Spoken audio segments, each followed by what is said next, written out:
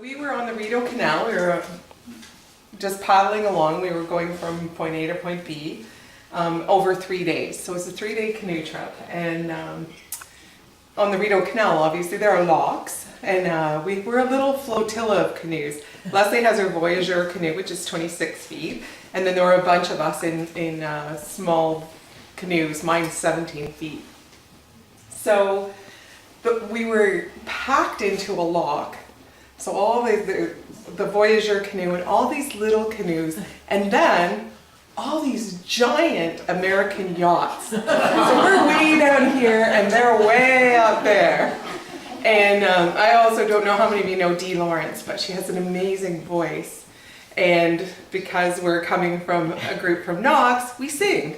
So we're all way down here in the lock, and the acoustics in a lock are actually beautiful. If you could have a concert in a lock, it'd be fabulous because the sound rises within the lock. So Dee started us off, and we were singing a song called Today While the Blossom, which is about seizing the moment, basically. And it was a beautiful moment because we're just, it's a little bit the world stage right now. Little Canadians, giant Americans, but we were the ones everybody wanted to be. You know, everybody's looking over their yachts and wanting to be us in our little 17-foot Langfords.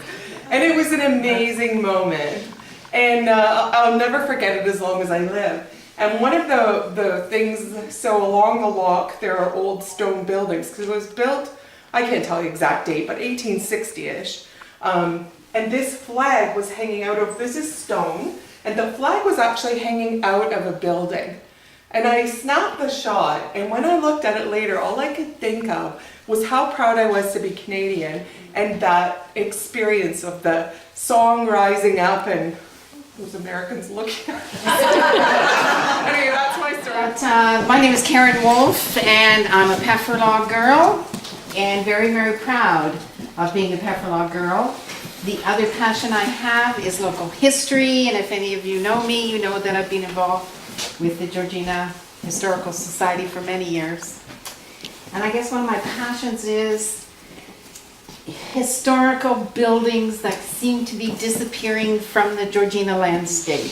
And this is one of them that is very near and dear to my heart, and actually reminds me of a kinder, gentler time, I guess, in Pefferlaw's history, when before amalgamation, we were the center of the political landscape in Georgina. It's where the council was, that's where the council offices were.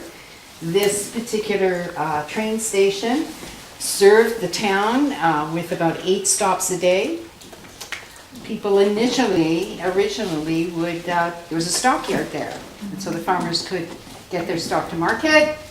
There was also, waiting room for people to get to and from Toronto or further west, because it's a main line coming out of Toronto, still exists, but of course the train station doesn't.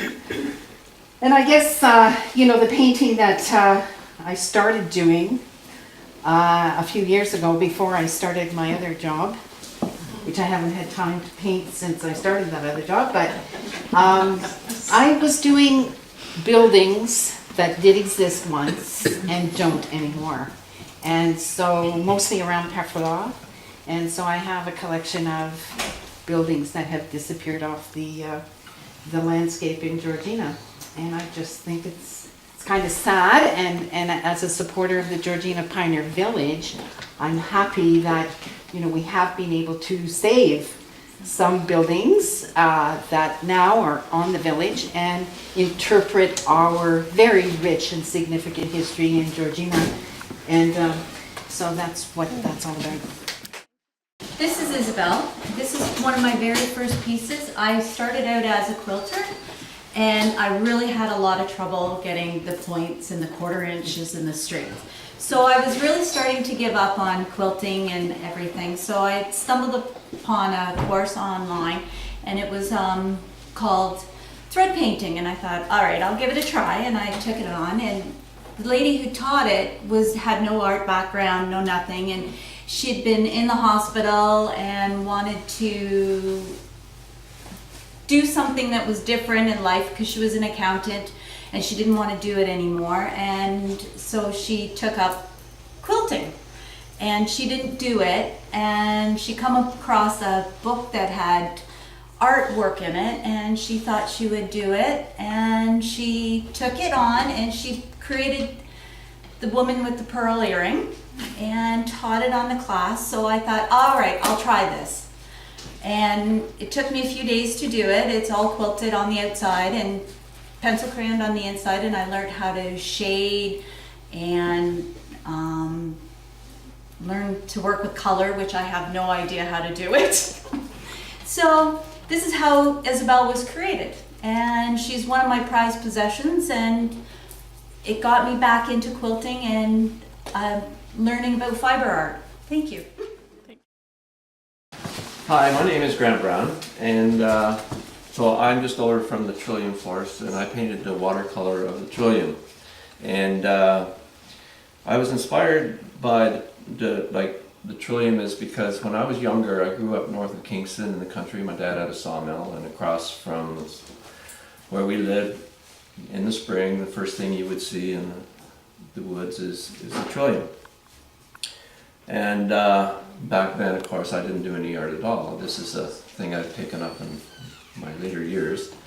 And I was doing acrylic, and I switched to watercolor, and I found that watercolor lent itself to doing flowers and those type of things in nature. So this is one of my first attempts. Now this is a Trillium that was actually photographed by me originally in Velour Woods, which is not far from Canada's Wonderland, but they have a tract of nature that they managed to save there.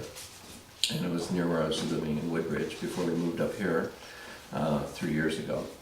And so that has a special meaning to me because the Trillium was always my dad when I was walking through the woods to say, you never pick a Trillium, they won't grow back, and I always thought they were like a protected flower, and they are the flower of Ontario. So thank you. Mine is this little watercolor up here, and my name is Mary Seymour. I teach beginner watercolors at a senior centre, and one of the students that I had was an elderly lady, limited mobility. She had a walker. She was dependent on her daughter to bring her into class, and after she'd come to class for a few weeks, she just grabbed my hand and she said, "Thank you." She said, "I was so depressed." And she said, "My world has just opened up again. I've got back to painting." And she was just, thrilled with exploring this new subject matter of watercolor.